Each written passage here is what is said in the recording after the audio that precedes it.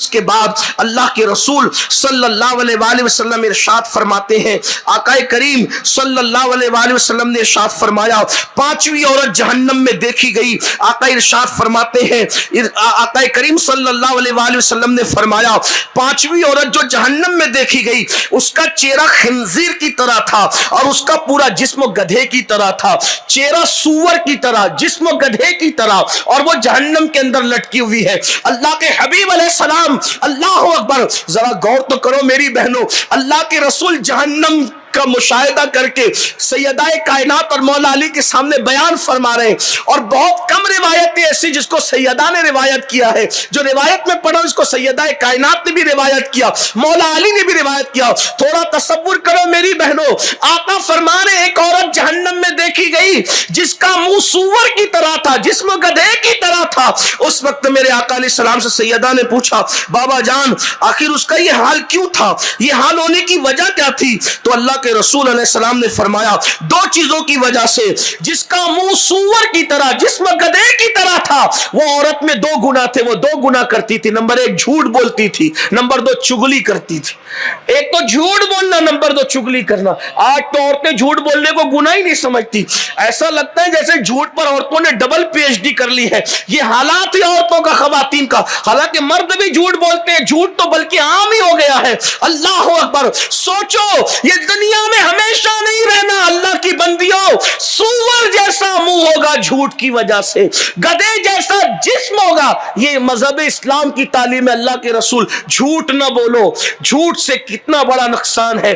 اللہ اکبر، یہاں تک فرمایا کہ مومن جھوٹ نہیں بولتا، یہ تو منافق کی نشانی ہے۔ جھوٹ نہ بولو، اپنے بچوں کو بھی جھوٹ سے بچاؤ۔ اور ایک بات یہ بھی یاد رکھنا، 95% لوگ جھوٹ اس لیے بولتے ہیں بندوں کی ناراضگی سے بچنے کے لیے۔ میں کہتا ہوں 1000 ناراضگیاں مول لے لو، اللہ کو ناراض مت کرو، اللہ کو راضی رکھو۔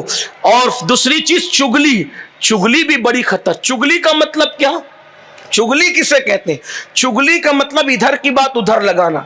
آج سے 50 سال پہلے تک کے لوگ کہتے تھے عورتیں چگل خوری کرتی ہے، لیکن اب تو مرد بھی چگل خور ہو گئے، اللہ ماشاءاللہ۔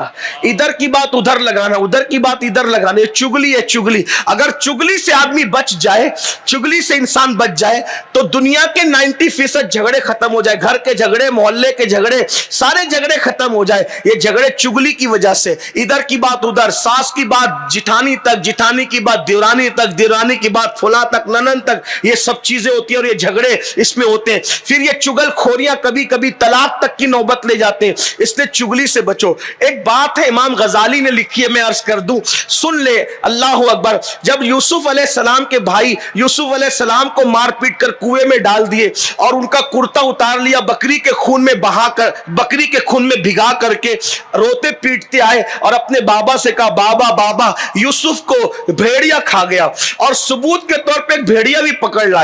امام غزالی لکھ رہے ہیں اپنی تفسیر میں کہ ثبوت کے طور پہ کتنے لوگ جو وہ کیسی کیسی سازشیں کرتے ہیں۔ بکری کے خون میں کرتا ڈبو لیا اور بھیڑیا بھی پکڑ لیا، ثبوت کے طور پہ کہ کتنا پکا ثبوت ہے۔ یعقوب تو اللہ کے نبی تھے علیہ السلام۔ تو بہرحال جب وہ کرتا پیش کیا تو کرتا آپ نے دیکھا، تو دیکھو جب انسان غلطی کرتا ہے تو کوئی نہ کوئی پوائنٹ چھوڑ ہی دیتا ہے۔ تو کرتا دیکھا تو یعقوب علیہ السلام ہنسنے لگے روتے روتے، کہا کتنا ہوشیار بھیڑیا تھا کہ پورا یوسف کھا گیا، اور کرتا جیسا کہ ویسا ہی۔ بھائی جب جانور کسی انسان کو کھائے گا تو پہلے کرتا پھاڑے گا نا، تو کرتا تو جیسا کہ ویسا ہی ہے، اور پورا انسان کھا گیا۔ کیسا ہوشیار بھیڑیا تھا؟ تو کہنے لگے بابا یہی بھیڑیا تھا، یہ کھڑا، اس کو ہم پکڑ کے لائے۔ تو حضرت یعقوب نے روتے ہوئے کہا، او بھیڑیے، میرے یوسف کو، خوبصورت یوسف کو کھانا تجھے کیسے گوارا ہو گیا؟ تو نے کیسے کھا لیا؟ تو چونکہ نبی تھے نا یعقوب علیہ السلام، تو بھیڑیے نے نبی سے بات کی، اور بھیڑیے نے کہا اللہ کے نبی، آپ کا یوسف صدیق بھی نبی ہے، اور اللہ نے جانوروں پہ حرام کیا ہے نبی کو کھانا، میں نبی کو کیسے کھا سکتا ہوں؟ میں نے نہیں کھایا، انہوں نے میرے ساتھ چیٹنگ کی ہے، یہ مجھے زبردستی پکڑ کے لائے، میں تو اپنے دودھ شریک بھائی کو ڈھونڈنے نکلا ہوں اور یہ مجھے پکڑ کر کے لائے۔ تو تب حضرت یعقوب نے کہا بتاؤ میرا یوسف کہاں ہے؟ کہا میں جانتا ہوں مگر بتاؤں گا نہیں۔ کہا کیوں نہیں بتائے گا؟ کہا بتاؤں گا تو چگلی ہو جائے گی، اور میں چگلی نہیں کرنا چاہتا۔ چگلی ہو جائے گی اور میں چگلی نہیں کرنا چاہتا. امام غزالی فرماتے ہیں وہ بھیڑیا ہو کر چگلی سے بچا, اللہ کو اس کی یادہ اتنی پسند آئی کہ قیامت کے دن وہ بھیڑیا جنت میں داخل کیا جائے. میری بہنوں سوچو, اگر بھیڑیا چگلی سے بچ جائے تو امام غزالی لکھ رہے ہیں کہ وہ بھیڑیا جنت میں جائے گا. سوچو تو صحیح, اندازہ تو فرمائے. جیسے اصحاب کہف کا کتا جنت میں جائے گا, حضور علیہ السلام کی اونٹنی جنت میں جائے گی, اسی طرح سے وہ بھیڑیا بھی جب وہ جنت میں جائے گا. اللہ اکبر. تو میری بہنوں چگلی سے بچو. اور آخری